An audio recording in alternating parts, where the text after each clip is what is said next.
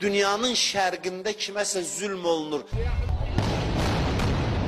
Qərbində sən yaşayırsan, məsələn, hədislərdə var, narahat deyilsənsə, sən müsəlman deyilsən.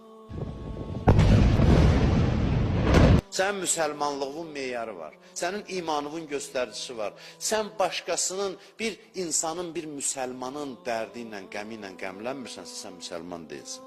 Qiyamət günü 2 dəstə cəhənnəmə gedir. Zülm və cinayət eləyənlər və zülmə və cinayətə biganə olanlar.